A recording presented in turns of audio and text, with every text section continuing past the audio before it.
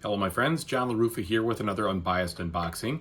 And in this episode, we're going to take a look at Shadow Kingdoms of Valeria. Let's see what's inside this nice sized medium heavy box. Okay folks, as usual, please like and subscribe to my YouTube channel if you haven't already. And if you have, thank you so much for the support. I truly appreciate it. So on the back, you definitely see the in-game in action, which I really appreciate. They left some room for artwork, that's fine, a little description, no big deal. But I just like to see the game as it looks. It helps me to know what I'm getting, you know? Why not? Preview before the preview. Okay. I've had different Valeria games over the years, but none of them have really had a good solo option, or at least I can't remember if they have, because I ended up partying with them, and I'm pretty sure it's because they were all 2 players or more, and well, that doesn't really work for me these days. So jumping in here, nothing special there, but we immediately see a bag with the dragon on it, which is cool. It's actually pretty good quality here. I don't see any stitching issues or whatever, and it feels nice. And I see these 3 pieces of styrofoam, which I'm going to guess is probably for the actual insert, plus one over here. So we're going to set these aside for now. I'm sure that makes up part of something in the insert. The dice come to the forefront right away here. And so let's see what we got. We got these plastic dice in the different colors. And you can see there's 3 different things on the face. There's a number, a skull, and another number. And so I'm not exactly sure how the mechanic works on those, but we have them in 5 different colors right there. Then we have some wooden pieces here, and we've got some wooden meeples that look like either bad guys or, yeah, most likely bad guys. Got some other fierce looking wooden meeples too there, and then some regular stuff that definitely reminds me of Kingdom of Valeria stuff, like that little wedge, for instance. And these look like oblong hexagons, so not quite hexagons in the usual sense. All right, taking a look at the cards, we've got some small ones here. Most likely this is the miniature Euro. That's going to be my guess. And I hope so, since those are the sleeves I'm got a little abundance of right now. So let me just open this up here. I could be wrong though, they do feel a little small. Maybe they are the mini US. So we've got some nice artwork like usual. You always get good artwork with these games. They pride themselves on it, which is cool.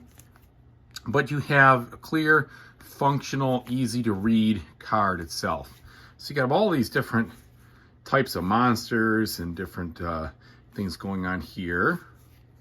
And they have this different icon on the bottom, so maybe that's what they bring to the fight, or maybe that's what you need to do to kill them. And then we've got what looks like points times those hexagons here, so different things going on with different end game, I guess, scoring. All right, that's deck number 1. And here comes the second deck. So all right, on this one, looks like we have now more of the people that maybe, you know, you take a look at. Well, no, these look like enemies also. So lots of different things going on here with different types of enemies. They all seem to have different rewards on the bottom. So plenty of those. And then you've got some stuff that looks like it's, you know, brought back in somehow here. All right. And then we've got some of these, which look like some type of gold card for different things. Okay. We got a bag of bags, which is nice. And then we get into the cardboard components proper here. Let's go ahead and just drop those out, plus the board. So here's the rule book, finally, under all that. Okay. The board, no, not too surprising, has a nice colorful feel like we saw, or look like we saw on the back. All right. It's a tri-fold board like this. Okay, so that looks pretty sharp there.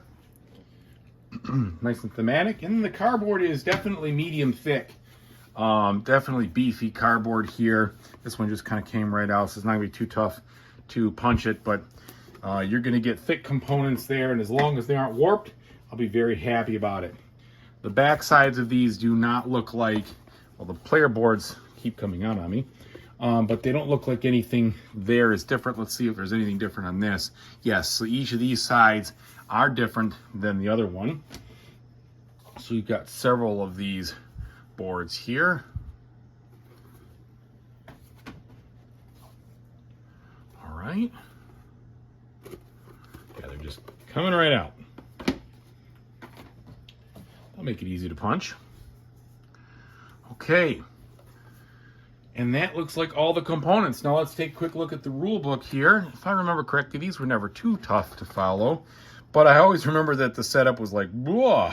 I don't know what it is about the way they write those setup rules, but it's always kind of like a little overwhelming. But all right, so it definitely reminds me of some of the Valeria games before. So they've kept the same kind of font, same kind of format in the rules.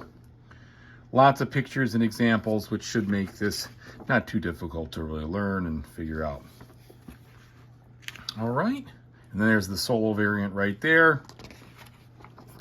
And looking at the solo variant, it looks like, so you must still move, advisory completes, final scoring, and then if you score higher than the adversary. So it is not a beat your own score. Looks like you're going to be playing against the adversary. Okay, so that's what this one looks like. Thanks for watching, everybody. I really appreciate it. And whatever you decide to do in the future, I hope you have a fantastic time doing it. Take it easy.